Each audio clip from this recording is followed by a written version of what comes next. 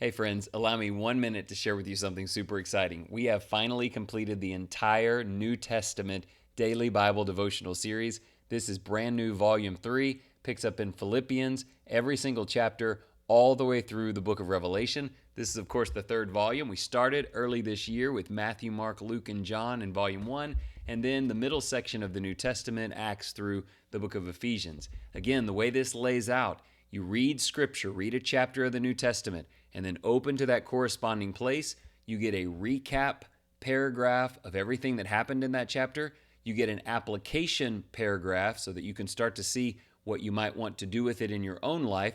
Then there are thought questions, 3 sets, so that you can discuss this with others or contemplate how to apply things. And then it finishes with a prayer. The prayer draws the language from the chapter itself.